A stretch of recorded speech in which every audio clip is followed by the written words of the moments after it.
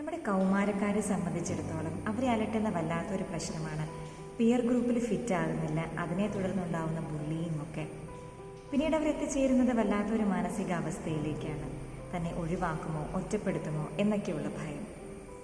പ്രിയപ്പെട്ടവരെ, ആ ഒരു പിയർ ഗ്രൂപ്പിന് പ്രത്യേകം കണ്ടീഷൻസ് ഉണ്ടെങ്കിൽ, അതായത് സ്മോക്കിംഗ്, അല്ലെങ്കിൽ ഒരു ബോയ് ഫ്രണ്ടോ ഗേൾ ഫ്രണ്ടോ ഉണ്ടായിരിക്കുക, ഇല്ലെങ്കിൽ കഴിവില്ലാത്തവരായി ട്രീറ്റ് ചെയ്യുക, ഇങ്ങനെയൊക്കെയാണെങ്കിൽ ഇത്തരത്തിലുള്ള കുട്ടികളുടെ സെൽഫ് എസ്റ്റീം വളരെ താഴെയാണെന്നും അവരുടെ തന്നെ ഇൻസെക്യൂർ ഫീലിംഗ്സ് ആണ് അവർ മറ്റുള്ളവരുടെ മേൽ ആരോപിക്കാൻ ശ്രമിക്കുന്നതെന്നും പഠനങ്ങളിൽ തെളിയിക്കപ്പെട്ടിട്ടുള്ളതാണ്.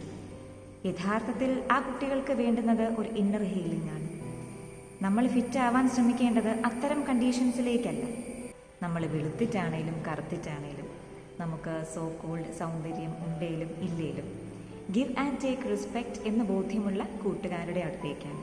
അവിടെ കണ്ടീഷൻസ് ഇല്ല. നമ്മൾ മറ്റുള്ള ഫ്രണ്ട്സിനോട് മിണ്ടാൻ പാടില്ല എന്നൊന്നുമില്ല. റിയൽ ഫ്രണ്ട്ഷിപ്പിലാണ് അണ്ടർസ്റ്റാൻഡിങ് ഉണ്ടാവുക. Thank you.